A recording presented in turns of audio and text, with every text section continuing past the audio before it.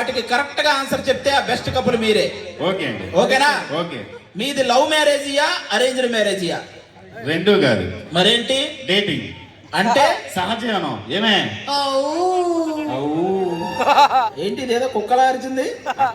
కుక్క నాకు అనకండి మా ఆవిడని. ఓకే, మీ రెండో ప్రశ్న, మీకు పిల్లలు ఎంతమంది? ఒక 5-6 పుట్టారండి, వదిలేసాం. అదేంటి? డేటింగ్ అంటే సహజీవనం. ఏమే అక్కడ సమాధుల దగ్గర ఉంటారంటారు మీ ఇద్దరు. ఓకే ఓకే, మీ మూడో ప్రశ్న, భార్యాభర్తలు అన్యోన్యంగా ఉండాలంటే ఏం చేయాలి? అది భార్యాభర్తలు అడగాలి. మీరెవరు? డేటింగ్ అంటే సహజీవనం. ఏమే ఓకే, ఇంకా గిద్దలూరు సమాధి దగ్గర నక్కల అవసరం లేదు, మీరిద్దరుంటే చాలు. Okay, me last and final ప్రశ్న, మీ ఇద్దరిలో ఎవరి హవా ఎక్కువ నడుస్తుంది? మా పక్కింటి అయింది. అదేంటి? డేటింగ్ అంటే సహజీవనం. ఏమే లేవు, నీ ఎవ్వలేవు. ఎవరిరా నేను రమ్మంది? పద్ధతిగా పెళ్లి చేసుకున్న కప్పులు రమ్మన్నారా? అంటే నువ్వు ఇచ్చే గొప్ప కోసం మేము పెళ్లి చేసుకోవాలా? మరి ఏం చేస్తారు? డేటింగ్ చేసుకుంటాం. ఆ డేటింగ్ చేసి యూట్యూబ్ లో పెట్టండి, మంచి రేటింగ్ వస్తుంది. వేసుకెళ్దాండి. ఏమే ఎక్కడి నుంచి వచ్చారా మీరు?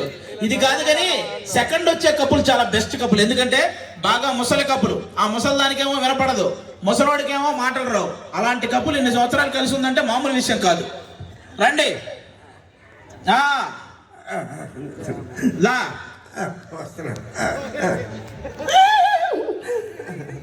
మీ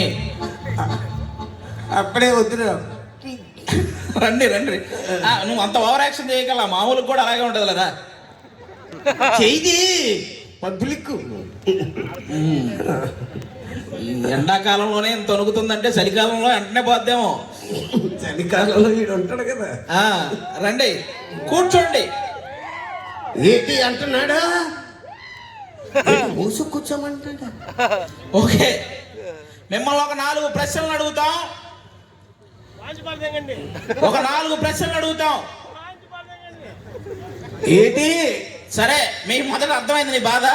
మీ మొదటి ప్రశ్న, మీది లవ్ మ్యారేజియా అరేంజ్డ్ మ్యారేజియా? ఏటా మీది లవ్ మ్యారేజియా అరేంజ్డ్ మ్యారేజియా? ఏట్రా ఇలాగెలాగలా అంటున్నావు? ఓ పవిత్రమైన స్త్రీని పట్టుకొని అది తప్పు. ఏంటి నా వయసు అంతా నీ వయసు ఏంటంటాడు అసలు?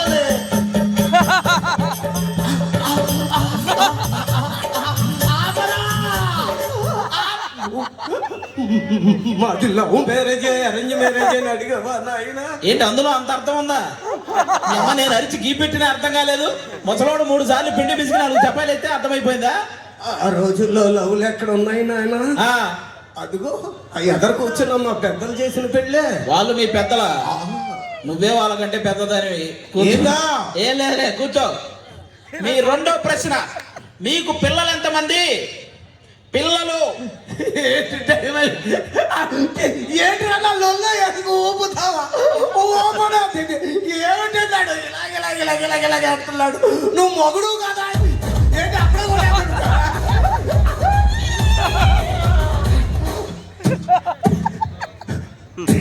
పిల్లలు ఎంతమంది అని అడిగావా నాయన? ఏంటి వాడు ఎద్దు ఎదైనట్టు ఆ కాళ్ళు లేపటం ఏంటి? నీకు అర్థమైపోవడం ఏంటి? 14 మంది నాయన.